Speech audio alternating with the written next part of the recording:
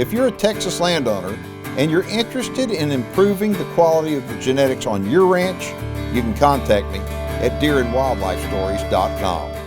What's the biggest buck y'all got? Show me how big his horns are. Ellis? No, Deliverance.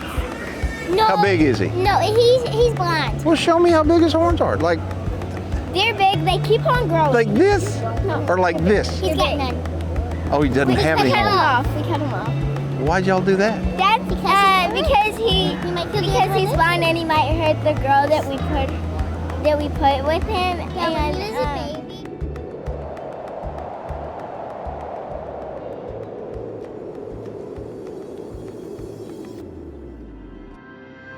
As a deer hunter, I want to know all I can about America's favorite big game animal.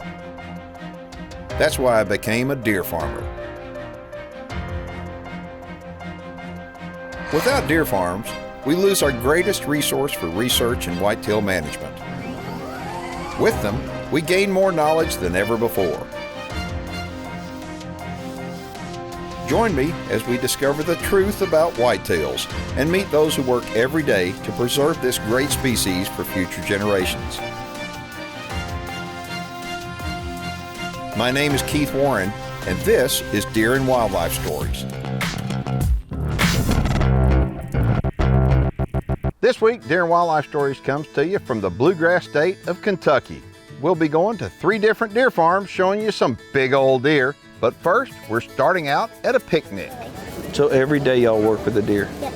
I think that is so cool, folks. Every day on a deer farm, the deer need to be tended to. And when you wind up where you got young deer farmers like that, it didn't work, is it? It's just like fun. Yeah. I mean, that's the cool thing. It is work to a lot of people, but to a deer farmer, it's not work. It's just a lot of fun. So do y'all have a favorite deer? Yes, I do. We all have favorite deer. Yes, I have. My name is Mike Selfridge. I'm president of the Kentucky Alternative Livestock Association, or KALA as we call it.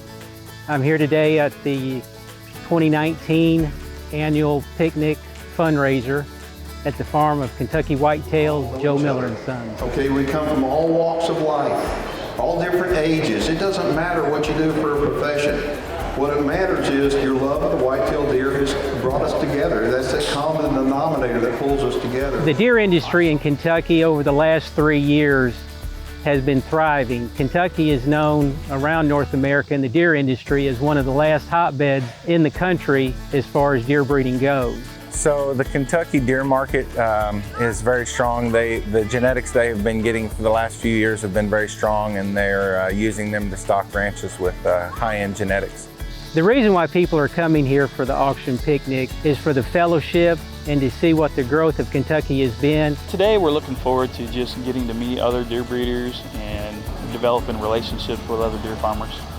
So as I mentioned, we're here for our annual picnic fundraiser, and we're going to try to raise as much money as possible, of course, to benefit and promote the deer industry here within Kentucky. And so one of our highlights of the auction will be to auction off a haircut of the president of KALA. 785, 85. So right back here, 775, what's your number, sir?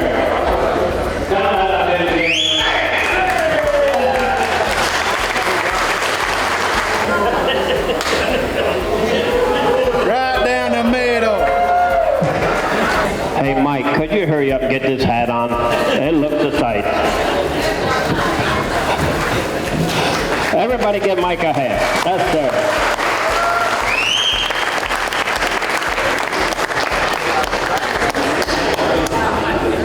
How do you feel, Mike? Thin?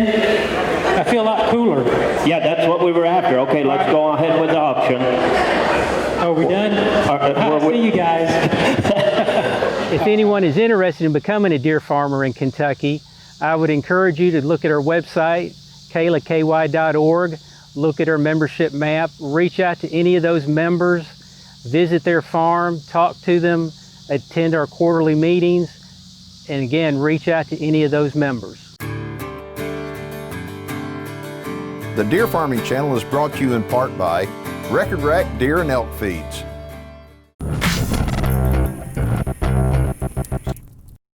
All right, so here's one I'm gonna need your help with. It's from Dwight. He's from Texas. He says, I'm a high school counselor and I have several students that have asked me to advise them on getting a job on a deer farm, and I hear that you're the guy that should be able to help. What would you say? Keith, I would highly encourage it, especially in the summertime when a farmer spends about 80% of his time on the farm. Yeah, I would encourage you too. If you're looking for a job on a deer farm, what you need to do is contact a local deer farmer. I mean, whether you're in Kentucky or whether you're in Texas, if you're in Texas, call me. I'm always looking for good interns. But deer farms are great places for high school kids to not just get experience about deer farming, but learn some real good traits along the way. I mean, good hard work is a good thing to do, and it happens on a deer farm. If you got any questions, I'd love to hear from you. Get a hold of me on my website and hit the Connect with Keith tab. Alrighty, we're out of Glasgow, Kentucky, Woodard Whitetails, and we're fixing to show you some big deer, really big deer. All right, so Henry, there's a bunch of young bucks in here, but tell me about these two big ones. Who are they? Well, we've got Champ, Keith, and Champ is, he's a 4-year-old. And then we've got Secret Agent. Secret Agent's the big one with the double drops, and he's a 5-year-old this year. Okay, now, so let's look at Champ for a second. Champ has got that tongue hanging out. What's that from? Well, he got hurt as a fawn, and we think that it's nerve damage that actually has caused that. We've just nicknamed him Michael Jordan because of that. Well, let me tell you what, I've got a buck just like that on my place that he winds up, he's got his tongue hanging out, and you look at him and think, well, there's got to be something wrong with him, but hey, he's big. I mean, look at Champ. I mean, he's big. The other one now is a Secret Agent. Secret Agent. Okay, so pedigree on him? Secret Agent is a secret weapon son, and out of the bottom, on the bottom side, he goes back to Bonnie, and Bonnie is a powerhouse doe. Well, every one of the deer, if you're interested in buying breeder deer or semen from some of these big deer at Henry's place, they're all in the North American Deer Registry.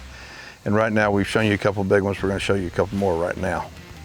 Okay, so who's this big guy here with the head kind of cockeyed like that? Who's that? That's a buck that we call Second Amendment, Keith. I love that name and I love that look. Look at his beams. I mean, although he is got a little bit more stuff than I like going on, but I love the width on him. I love the beams on him. So you got him in here with a bunch of 1-year-olds, right? We do. We have just a few 2-year-olds in this pen, but most of these deer are 1-year-old. Y'all may be watching this and wondering, where do these deer go? I mean, that's a legitimate question. Where did the deer off a deer farm go, especially like right here at Woodard Whitetails of Kentucky? Well, I'm going to tell you where they go. They go to places that need deer. Number one, they'll go to breeders if breeders in the state want to buy these deer. But most of the deer wind up going on places that I call nature agri-parks. And nature agri-parks, you can call them preserves, you can call them high fence properties, but I call them nature agri-parks. And the reason why is because those deer are put in there because, let's face it, the natural genetics have been shot out. I mean, hunters for generations have gone, and trophy hunting that's the thing that gets me, trophy hunting. The guys want to kill the biggest and the biggest and biggest, and pretty soon there's nothing left to breed except the junk. And that's the reason why on the outside of the fence, there's not a lot of big deer, okay? And that's the reason why to get big deer, you've got to have genetics. And so it's for that reason that people deal with you, Henry, and he grows great big deer. But most people that wind up doing this, having a deer farm, they are concerned about the future of the white-tailed deer. And it's for that reason these deer off these deer farms go on these nature agri-parks. And that's the cool thing. These animals are put on there for the genetic diversity to bring that in so the good genetics thrive. And when that happens, I mean, tell everybody what happens to property value when you make a nature agri-park. Well, yeah, it increases your real estate value, and you know, people are looking for opportunities that they can manage the wildlife. So if you're interested in what Henry's got going on here, he would love to have you come out and give you a tour of the place. Give them a telephone number, they can call you. My number is 423-595-8898, and we would love to hear from you. Just give us a call. And go ahead and write that number down. If you don't get it, you can contact me. Just shoot me an email and I'll get you Henry's number. I deal with him all the time. I want to tell you that not just bucks. I mean, they've got this great genetics here. And these great genetics come from the doe side. And Henry has been a master at developing these great genetics off the doe side. So as we're showing you these big bucks, he's got tons of great does in these pens as well. And so if you're interested in not just the bucks to stock a nature agri-park, but the does as well, I mean, Henry sells does to deer breeders all over the state of Kentucky, and he's got semen available, so go ahead and give him a call. Woodard, Whitetails of Kentucky. If you're in Texas and interested in becoming a deer farmer, you can contact me for deer farming franchise opportunities right here in Texas at deerandwildlifestories.com. All right, check this guy out. This is a monster buck. That's the look that we want right there. And so what we're gonna do, this guy, we came in here 25 minutes ago and knocked him down, put a dart in him. We just moved him over here to a nice comfortable spot.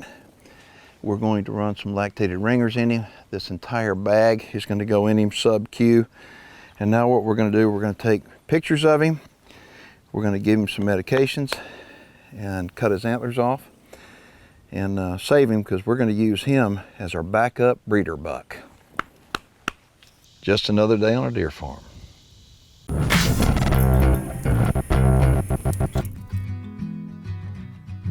All right, so when you come out to Kentucky trophy deer, now I was out here probably about, what, 6 years ago? 6 years ago? 5 or 6 years ago. They've made a whole lot of changes since that time. The one big change they've got is this kind of like observatory. It's an observation deck where it overlooks the entire pen system out here. And from up here, you can see really how they get everything done that they're getting done. You can see they've got all kinds of holding areas, these little wooden pens down here below where you can sort the deer out.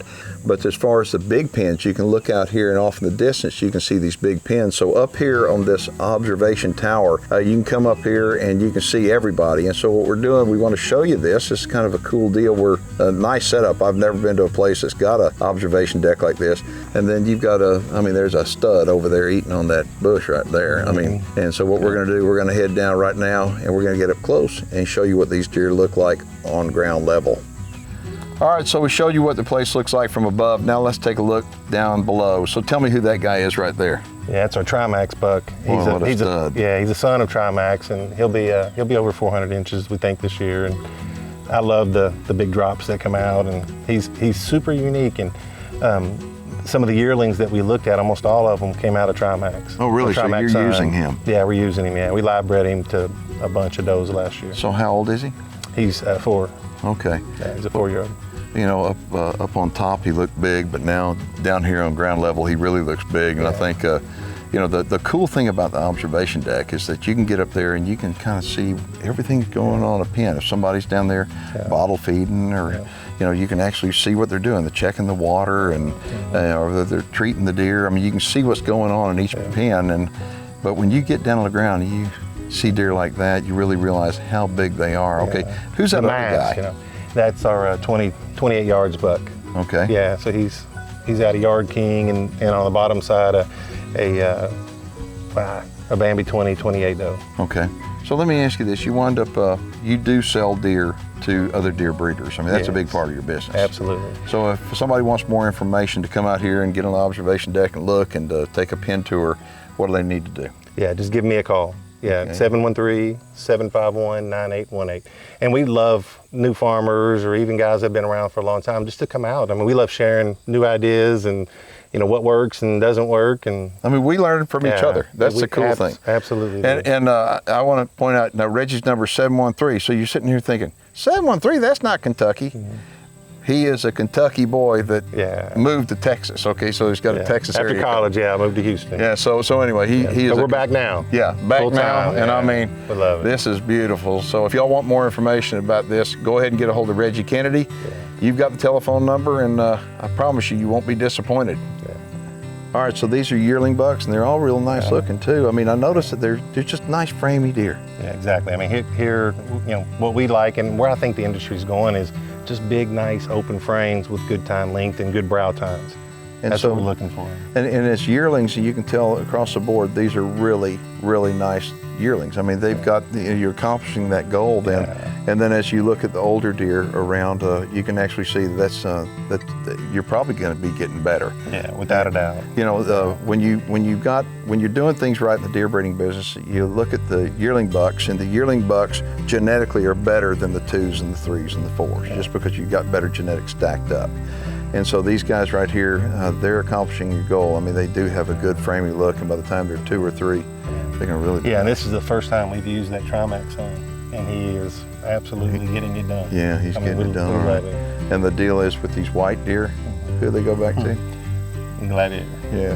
Okay. And as you watch our show, you'll see us showing places that have some white deer. Almost every single time when you look at the pedigree, they go back to a buck called Gladiator.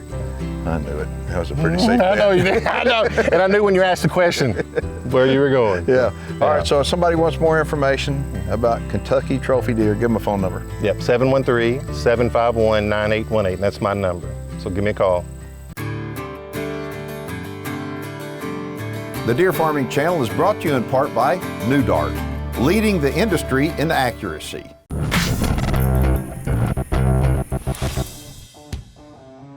All right, everybody, this is Jonathan Miller with Kentucky Whitetails out of Guthrie, Kentucky. And take a look at some of these deer. These are, now I want to tell you something as you're looking at these deer.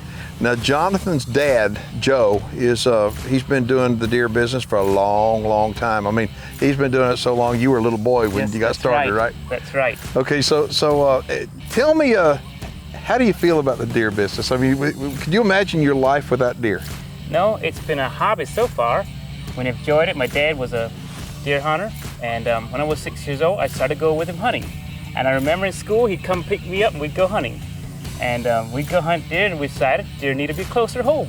So we brought them to our backyard, and we got them here. And me and my sister have been crazy about deer, and we've enjoyed them. The fawns, we couldn't wait till next year. We whisked our life away, because always next year when the fawns, babies come again. You know, as we look at these deer, I mean, the joy, the passion that deer bring people is just amazing. I mean, when Jonathan was and his sister were little kids, okay, they got that passion, and hunting deer wasn't enough. These deer, we're not hunting this deer. These are farm deer. These deer have got unbelievable genetics that people will wind up buying these deer to spread these genetics on their piece of property, to use in their breeding programs, actually. These are primarily 1-year-olds in here. There's a couple of 3-year-olds? Yes. Okay, but these 1-year-olds, you see, there's some 1-year-olds in here that are outstanding, but all of them have outstanding genetics. And so some of these little 1-year-olds, next year, they may be your biggest 2-year-old in the whole farm. That's right. And because they have great genetics. But tell me about these 3-year-olds. And that's why you can't wait till next year. Right. It's like a kid. It's like a kid at Christmas. It's like, I can't wait. So tell me about that 3-year-old right there. Yes, he's real typical, and that's what we like. We like the deer look in our whitetails. And with them clean frames, he's been growing, and we've used him for a breeder, and we like him. He's got the symmetrical frame of a whitetail, and that's what we like, the look of him. Yep. And he's got the genetics behind him produced, so that's what we use him for. And then this other one? This one is a drop time. He's his brother, and he's got a drop on it. He's got some more characteristics, and that's probably because from his mom and dad, he's got different straights from each one, but it's the same twin brother. And so as you've got twin brothers, they were born same time, same mom, same dad. They look different. They look similar, but they're all different. And that's the cool thing about white-tailed deer. So, and just like you said, it's twins, but they both got a little different characteristics. And we can't wait to see them from year to year to year. And I can't wait to see your next pen. Let's head on over there and look at it right now. Do that. Okay, so tell me about this guy right here. Who is that? How old is he? He's 3 years old. We call him Second Thoughts. And why would you call him Second Thoughts? Because we did not use him for a breeder last year, and he popped up, and he's got long tines, a big frame. It's a gorgeous deer. You know, all these deer are. You know, Joe, I want to tell you something. Back years ago when I started in the business, and you remember when that was, yes. Okay? I'm going to tell you, I have always admired the Amish people, and the reason why is because I think they're a little bit, they're more family oriented. They're more rooted to nature and the ground. And I admired that the deer farming lifestyle was so awesome for the Amish. I mean, it fit the Amish lifestyle perfect. And I think now with all the non-Amish people out there, they're talking about they want to get off the grid. They want to get off the grid because they're tired of all the hustle and bustle and all. Yes. Is deer farming not just a great way of life or what? Oh, it's excellent. I mean, splendid. I mean, I love it. I mean, we all love it. And when you can surround yourself with other people that love it, like the Kayla members, okay? Yes. And all the other deer farmers around the country, when we go to these events and you surround yourself with the white-tailed deer, I look at it and I think, I tell people that the white-tailed deer bring people joy.